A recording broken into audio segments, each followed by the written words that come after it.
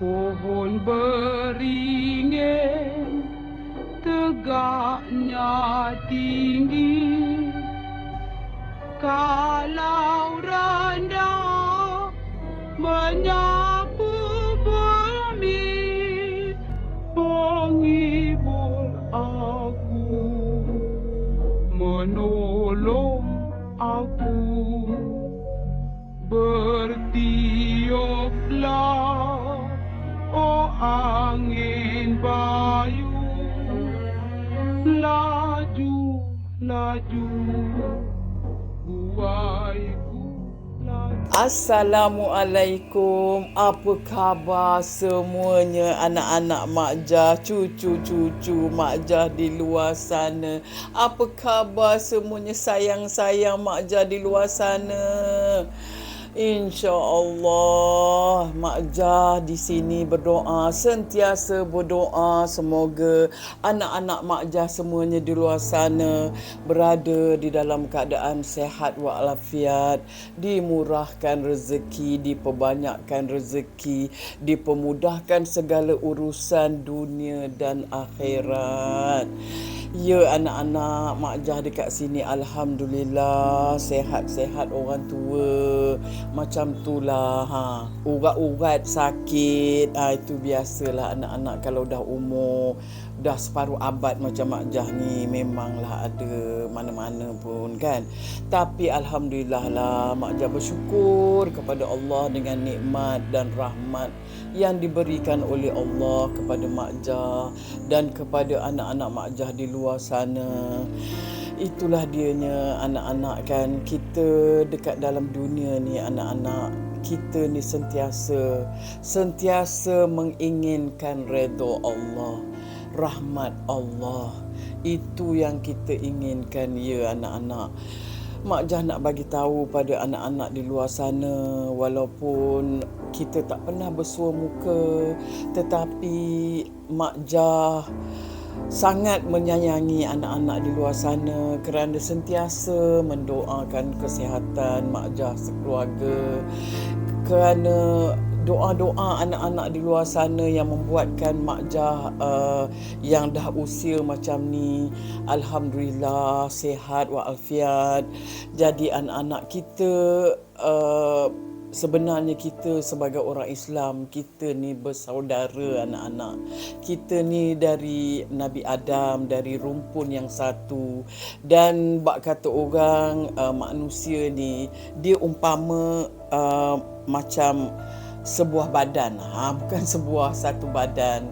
Kalau misal kata kita sakit gigi, kita terasa seluruh badan kita rasa sakit. Itulah kita ni umat Islam, walau di mana saja kita umpamanya bersaudara ya anak-anak. Kita sama-sama mendoakan, sama-sama kita di dalam rahmat dan redha Allah. Jadi pada minggu ini anak-anak seperti biasa, tapi sebelum tu terima kasih kerana anak-anak sudi mendengar cerita Mak Jah. Tapi pada minggu ini Mak Jah ingin bercerita kisah yang tak jauh daripada rumah Mak Jah. Mak Jah ni orang Perak ya anak-anak. Mak Jah ni dilahirkan di Kota Baru. Kalau pekan dia tu Gopeng, Kampar itu pekan yang paling besar lah. Jadi Mak Jah ingin bercerita kisah yang tak jauh dari tempat Mak Jah dilahirkan, iaitu di mana anak-anak yang tidak kurang misterinya. Banyak orang dah bercerita kisah Gua Tempurung. Kisah Gua Tempurung ni anak-anak, Mak Jah dah dengar zaman Mak Jah kecil-kecil dulu lagi. Kerana dekat kampung Mak Jah dulu, biasalah anak-anak, zaman Mak Jah kecil-kecil dulu, Mak Jah pernah dengar dah cerita misteri Gua Tempurung ni. Sangat-sangat memang seram, sangat misteri dan banyak penghuni di sana masa zaman Mak Jah kecil-kecil dulu anak-anak kan. Mak Jah terdengarlah orang tua-tua di kampung Mak Jah tu bercerita. Dia orang kata Gua Tempurung ni ni dia ada penghuni dia. Penghuni dia tu orang yang kita tak nampak lah. Mak Jah pun tak tahulah orang macam mana. Tak tahulah jin ke apa ke, tapi orang yang kita tak nampak, alam gaib. Tapi yang mungkin juga yang kita panggil sekarang ni bunian. Katanya Gua Tempurung ni, Mak Jah nak cerita pasal Gua Tempurung ni, Mak Jah dah meremang bulu roma. Sebab Mak Jah ada pengalaman. Sekejap lagi Mak Jah ceritakan. Jadinya anak-anak, menurut kata orang kampung Mak Jah dulu-dulu, yang pengalaman Mak Jah lalui, diorang kata itu penempatan yang terbesar. Dia ada kerajaan dia dekat situ. Perbendaharaan dia pun banyak. Harta-harta diorang pun banyak di situ. Itu menurut kata orang tua-tua di kampung Mak Jah. Dan Mak Jah juga sempat juga melihat, maklumlah orang zaman dulu ya anak-anak, kalau pengubatan tu diorang buat pengubatan cara kampung. Jadi bila Mak Jah zaman Mak Jah kecil dulu, Mak Jah pernah selalu jugalah tengok orang kampung yang mengubat-ubat orang ni, yang jenis macam dia adalah, dia kata orang berdamping dengan dia apa semua kan. Jadi bila dia buat ritual pengubatan dia tu, orang daripada Gua Tempurung tu datang. Tapi bukan orang kita, bukan orang yang berjisim macam kita anak-anak, orang yang kita tak nampak lihat. Jadi dari dulu dah Mak Jah tahu dah Gua Tempurung ni adalah tempat yang sangat keras.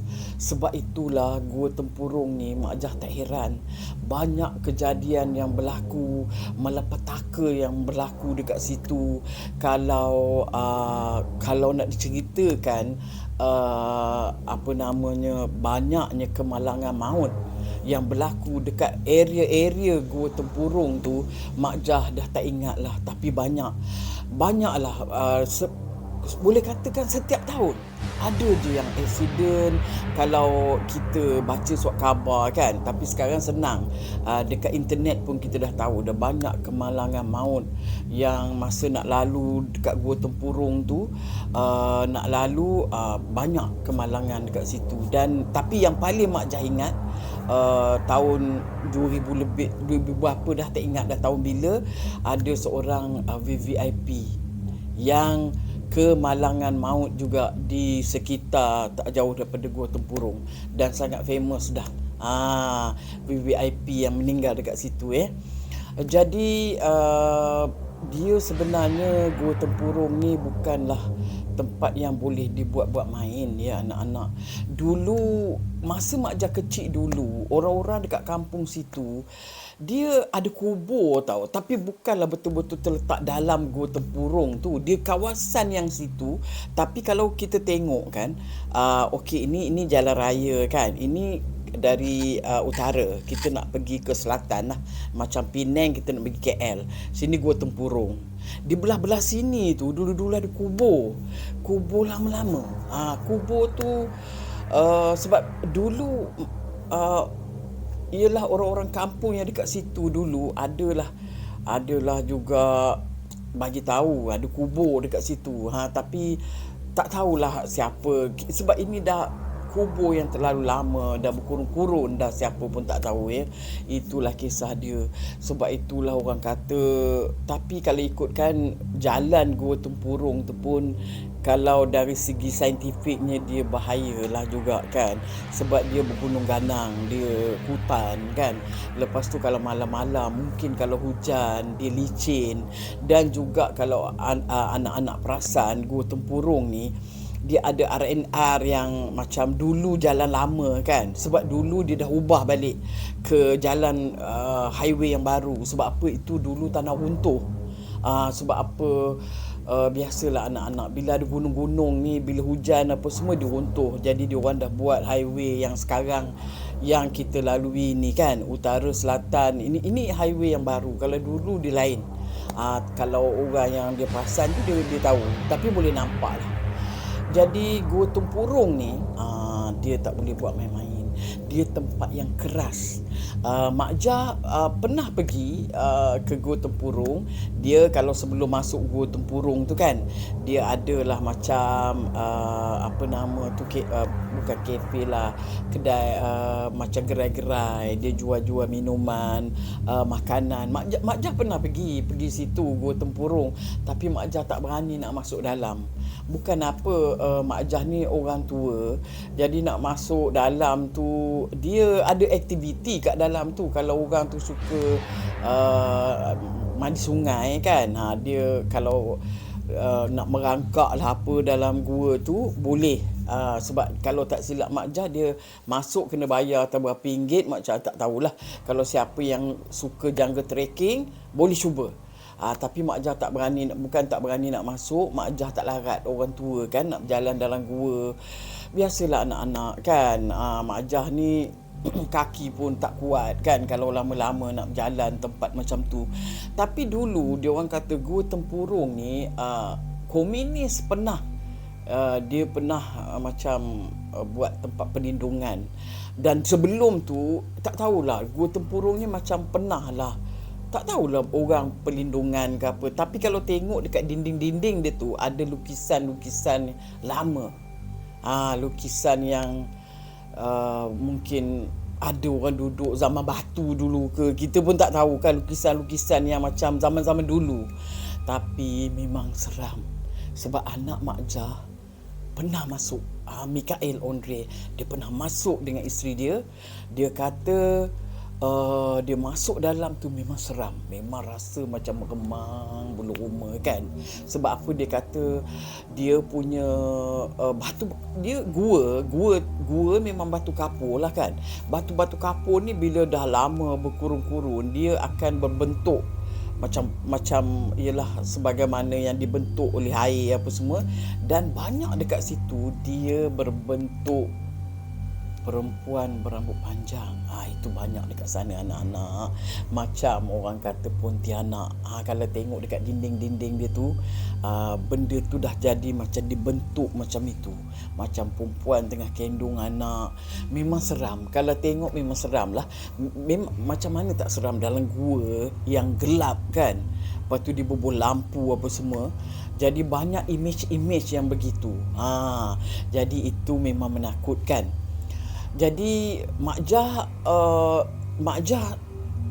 terdetik untuk bercerita dengan anak-anak. Kisah Gua Tempurung ni bukan apa. Mak Jah pun ada pengalaman. Ada pengalaman di Gua Tempurung ni. Bukan saja-saja nak cerita. Ada pengalaman. Tapi sebelum tu kita dengar pengalaman orang dulu. Sebab apa? Macam-macam orang jumpa dekat situ anak-anak.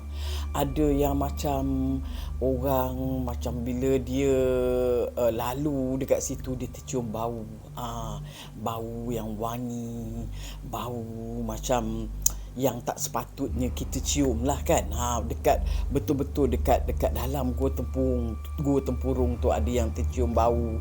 Ada juga orang yang balik malam-malam naik kereta seorang-seorang, dia ternampak macam orang berjubah putih. Itu pernah lah orang bercerita hal-hal macam tu. Orang-orang dekat situ, orang yang berjubah putih lalu berjalan macam tu. Ada juga yang bercerita orang berjalan tapi tak ada muka. Macam tu lah, banyaklah kisah dia kan.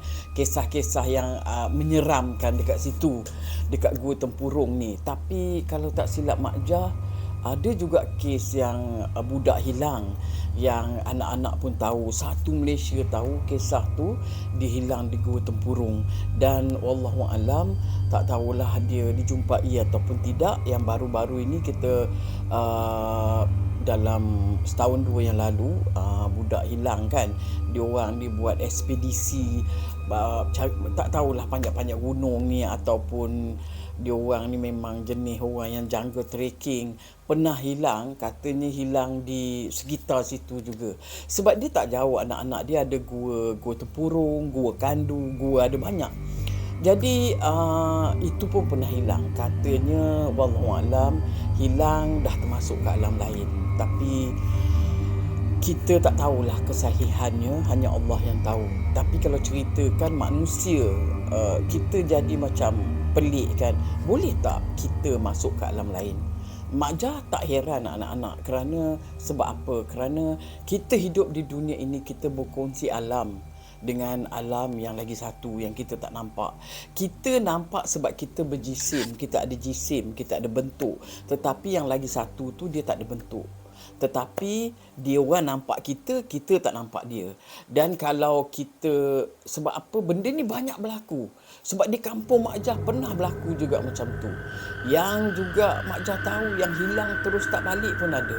Kadang benda-benda pelik ini dengan izin Allah, dengan kun fayakun Allah, semua boleh berlaku anak-anak. Jadi itu kita tak payahlah kita petikaikan sama ada betul ataupun tidak, kerana Allah lebih mengetahui. Ini pengalaman Mak Jah. Ini yang Mak Jah lalui sendiri. Orang kata dengan kawan Mak Jah. Masa tu Mak Jah habis syuting. Mak Jah masa tu duduk di Kuala Lumpur lagi. Belum duduk dekat Ipoh. Jadi kita syuting dekat utara, dekat Perlis, sekitar Kedah, Perlis gitulah. Bila habis syuting, jadi Mak Jah lama pula tak ada scene. Jadi Mak Jah balik dengan kawan Mak Jah, balik ke Kuala Lumpur, balik tompang dia. Jadi biasalah anak-anak, kita habis syuting pun dah pukul berapa, dah lewat malam. Kami pun sebabkan kawan Mak Jah ni dia ada kawan, dia beranilah kami berdua balik. Dia pun bawa kereta, bawa laju berjalan. Kita orang pun layan lah, maksudnya makan kopuk lah apa semua kan. Jadi kita bercerita lah, cerita kisah-kisah pengalaman syuting, dia layan ke tengah cerita. Tapi kebetulan pula kita tengah bercerita bab-bab misteri. Bab kebetulan dia pakai cincin. Jadi dia bagi tahulah cincin ni misteri gini-gini. Lepas tu anak-anak, muka kawan Mak Jah ni macam ni. Dia tengok Mak Jah macam tu. Macam ni. Macam tu anak-anak. Muka dia tengok Mak Jah ni macam apa hal ni kan? Apa hal dia tengok kita malam-malam. Kebetulan memang lewat malam, dalam mungkin pukul 3. Lebih kurang macam tu lah. Sebab kami sampai ke KL pun dah dekat, yelah dekat nak subuh lah juga kan. Lebih kurang macam tu. Dia pandang Mak Jah macam tu. Mak Jah pun apa hal dia ni? Tapi kita diam lah, layan lagi. Lepas tu tak lama, berapa saat dia pandang macam tu, dia pandang ke depan, kereta dia boom. Ya Allahu Akbar. Anak-anak, Mak Jah ni lutut dah ketar ni. Orang Perak kata ketar dah lutut anak-anak. Ni dah menggigil ni, Mak Jah dah menggigil. Dia pun menggigil, Mak Jah pun menggigil. Kami terus berhenti makan apa semua, terus berhenti anak-anak. Lepas tu terus tak jadi bercerita.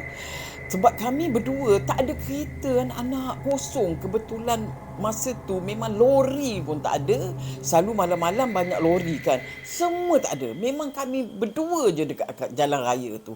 Tapi yang pelik tu apa yang dia langgar. Sebab bunyi dia macam kereta dia kemik. Boom, kuat. Mak Jah dah risau. Tapi dia macam sangat pantas tau anak-anak. Kami pun diam. Terus pasang ayat Quran dalam kereta tu. Dia Mak Jah pun tak nak tanya apa, dengar je ayat Quran. Pasang ayat Quran. Sampailah stesen minyak dekat mana, selepas Gua Tempurung, mungkin Tapah lah kot. Tak ingatlah Mak Jah. Tapi depan tu lah, kami bukannya nak beli barang ke nak apa, tapi nak cek kereta, takut kemik. Sebab memang kuat bunyi anak-anak, boom, kuat. Dia pun kami pun pergi stesen minyak tu. Mak Jah pun turun tengok pertama sekali nak tengok kereta lah kan. Tengok kereta dia tak ada apa cala apa anak-anak. Kereta dia elok aja.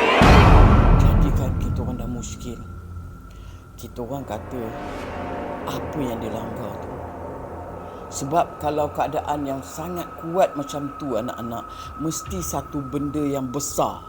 Macam seolah-olah tak tahulah, macam lembu ke atau gajah ke, tapi tak nampak apa. Ataupun apa sajalah benda yang besar kan, sebab bunyi dia kuat. Lepas tu kita orang dah tahulah ini mesti benda misteri.